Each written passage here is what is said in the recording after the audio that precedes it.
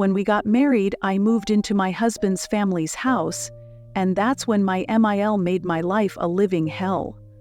But in the end, she paid the price for her wickedness. My husband and I got married after being in a long-distance relationship for about 9 years. He lived in another city, about 6 hours away from me. The funny thing is, when we first met, he was actually my cousin's boyfriend at university. Since I was really close to her, she introduced us on social media, and the three of us used to chat in a group. At first, it was all group chats, nothing private. But after a while, I started texting him directly, and we began talking more one-on-one. Thomas, my husband, was super kind and always ready to help. He'd give me advice whenever I needed it, and back then I was like 16 or 17, dealing with typical teenage stuff. To be honest, back then, I sometimes found myself comparing myself and my cousin. I'd think, does she really deserve him? You know, I had so much in common with Thomas, and I'd always try to find more shared interests whenever we talked. Anyway, a couple of years passed, and Thomas was getting ready to introduce my cousin to his family. But guess what? Both families were against their marriage.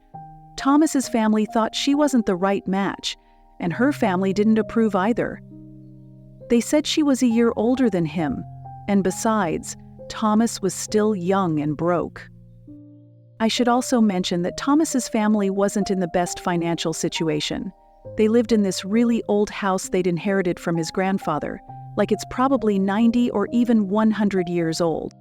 Around the same time, my cousin met a rich guy. She made this excuse, saying, "I can't go against my mom's wishes." She'd lost her dad years ago, so she claimed her mom had been both a mom and dad to her. But let's be real, that was just her excuse. She wanted to marry that rich guy and leave Thomas behind. Thomas used to text me every day, saying stuff like, "I'm completely lost. I'd planned my whole future with your cousin, and now she's left me at the worst time of my life, all for money." He told me more than once that he wanted to end his life. It was heartbreaking, and I'd always try to calm him down, saying things like, "I'm here for you, like a little sister. You can count on me. Text me anytime you need." But over time, something changed. My feelings for him slowly shifted from simple friendship to something deeper, love, maybe even an emotional attachment. I never told him, though. I kept denying it, even to myself. Back then, I was still in school, and every day after I got home, I'd spend hours chatting with him.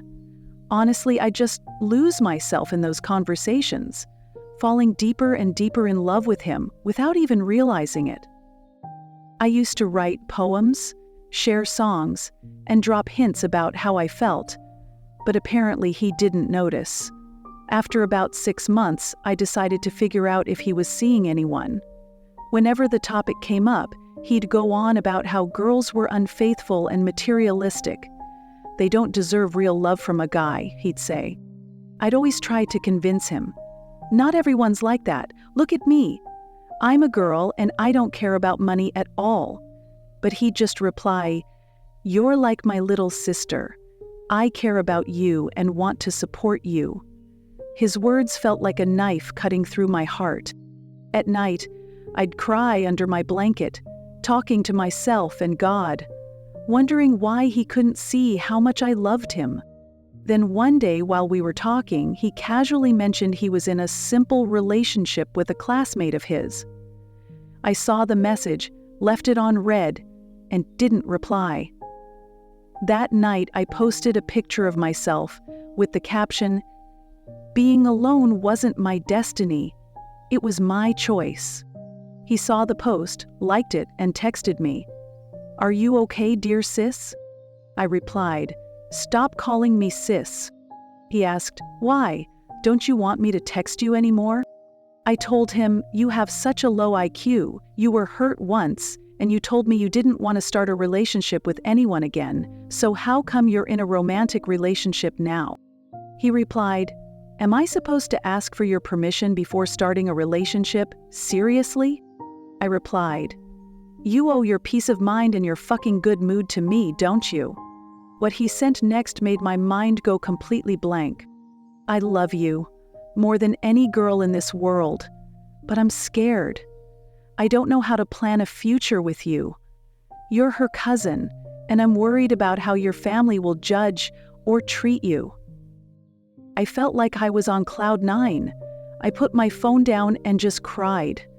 Tears of pure joy mixed with excitement. For the first time in my life, I truly understood what it meant to cry from happiness. After that, I confessed my feelings too, and our relationship shifted to a whole new level. We started dating, and every day, we got closer and closer. Even though our relationship was long distance, I'd sometimes travel to his city secretly, without my family finding out. When I was there, I'd tell my mom I was staying at the university dorm. But in reality, I'd spend the night with Tomas every now and then. Things were going well until my family hit a rough patch financially. My dad asked me to find a job to help him with the bills and loan payments. So I got a job at a company as an employee. The salary wasn't much, but I gave it all to my dad to help out. That's when things with Thomas started to change. Our relationship grew weaker because I barely had time for him. My boss was super strict and wouldn't let us use our phones during work hours, so I couldn't text or call him much. I was young and inexperienced, just trying to keep my job and not mess things up. Thomas didn't like the fact that I was working. We'd argue a lot about it. He'd say things like, "You should spend more time with me. You don't pay attention to me anymore. Am I even important to you?" It was hard to balance everything, and the distance between us only made it worse. I was in a really bad place. Physically, I was drained, and I just couldn't handle the workload at that awful company anymore. My boss was strict and constantly critical, always putting me down and calling me stupid or dumb just because I was young and made mistakes. On top of that, things with Thomas were falling apart. I barely had time to talk to him, let alone meet up, and he started pulling away. I was also struggling with my studies. I couldn't focus at all. My professors warned me that if I didn't get my act together, I'd be expelled. Everything felt like it was collapsing all at once. To make it worse, all of this was happening during the COVID pandemic. I was so overwhelmed that I found myself wishing to get sick and just disappear. Then Thomas left me. He said he couldn't do it anymore, that I didn't have time for him or our relationship. His leaving broke me into a million pieces. I felt completely shattered, exhausted, and lost. A year went by without him, and it was the hardest year of my life. I was completely lost, depressed, unmotivated, and unable to see any future for myself. I would stalk his profile pictures and Instagram posts with an anonymous account, and every time, all I felt was sadness, heartbreak, and this unbearable longing. I found out he was in a relationship with another girl when he posted a story of them holding hands with the caption, "You are my everything in this world, my love." Seeing that broke me all over again. My whole world felt like it crumbled in an instant. Wasn't I supposed to be the love of his life? Didn't he understand what I was going through? Couldn't he see I had no choice but to work to help my family? Why did he leave me? Were all those "I love yous" just lies? How could he move on so easily? How could he be so heartless? These questions haunted me every single day. I couldn't stop replaying them in my head. On the subway while walking, at work during class while eating, and even when I tried to sleep. It felt like I was stuck in this endless loop of pain and unanswered questions. About 2 weeks after Christmas, I got home from work and saw his name pop up on my phone's notification bar. My heart skipped a beat. His message said, "Hi, Merry Christmas," I replied. "Christmas was 2 weeks ago. Why are you texting me now?"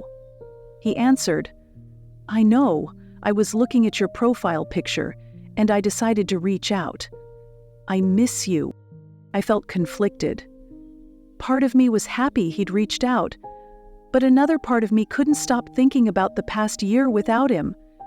The way he left me, like I didn't matter, like my struggles meant nothing. I kept the conversation short, and the next day I blocked him on every social media platform. An hour later, I started getting bombarded with messages from different accounts. He was desperately trying to ask why I'd blocked him. I told him, "We can't be together. Someone who leaves once can just as easily leave again."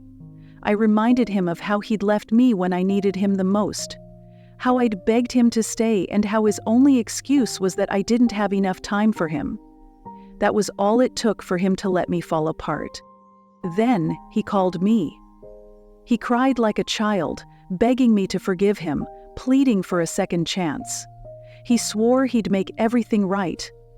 After hearing all his excuses and promises, I finally gave in and decided to give him one more chance. We restarted our relationship, and Thomas made an effort to show he'd changed. Every time we met, he brought me roses or flowers and treated me with so much love and care. I could feel he was serious this time. He even started talking about marriage and insisted that we introduce each other to our families. That was my biggest challenge. Thomas was my cousin's ex, and my mom was really close with my aunt. If she found out I'd fallen in love with her niece's former boyfriend, it could ruin her relationship with her sister. Eventually, I decided it was time to tell her. I spent days preparing myself and trying to figure out the best way to bring it up. Finally, I worked up the courage to start the conversation.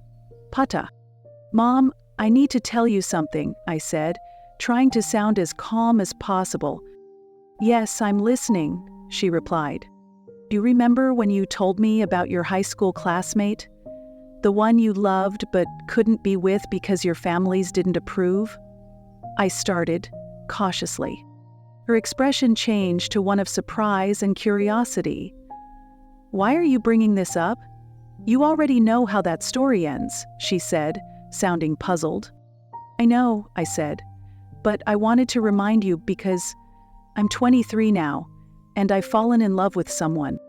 Her face lit up with excitement, and I could see how happy she was. "Really? You have a boyfriend? Who's the lucky guy?" I hesitated for a moment and then said, "Mom, you might not be happy when I tell you who he is, but I love him, and I can't imagine my future without him. Please don't pressure me, or try to change my mind." "Oh!" She looked at me, still smiling but clearly a bit confused. "Why would I be unhappy? Just tell me who he is. You know I don't have a problem with anyone or their family. What's going on, girl?" I finally confessed. "Mom, my boyfriend is Thomas, your niece's ex." Her eyes narrowed, and my heart started pounding so loudly that it felt like I could hear it in my chest. She said, "I had a feeling, actually. I knew you two were in contact. But you know I don't have a problem with it. I don't care about my relationship with my sister or anyone else. What matters to me is your happiness, darling. I won't argue with that." I felt like I was on cloud 9. It was like I was dreaming. I hugged her tightly, trying to hold back my tears. But it was impossible. I showed her our photos, our videos, our memories, and all the gifts and chats we shared. She said she wanted to talk to Thomas, but he refused, saying he was shy and couldn't talk on the phone. He preferred to speak to her in person. That moment felt amazing. But everything turned upside down when I heard the news about Thomas. He told me, "I talked to my mom about you, and she said she couldn't accept you as just my friend, let alone as my girlfriend. She thinks your family is just like your cousin's family. Since your mom and your cousin's mom are sisters, she thinks they'll end up betraying me and my family one way or another." Thomas was really open with me and used to tell me everything, even things that might upset me. It was at that moment that my hatred for his mom began. She clearly didn't like me or see me as someone who could be a part of her family. I just couldn't understand why she looked down on me and my family, We were in a much better place than they were, and yet she treated us like we were beneath them. It felt like a bad joke. We were the ones who had the right to feel superior. About a month later, after we struggled with Thomas's family, his mom finally agreed to our relationship and marriage. But that was just the beginning. After the holiday break, Thomas and I spent most of the time developing a new procedure for client relationships. The first step was gaining his full consent.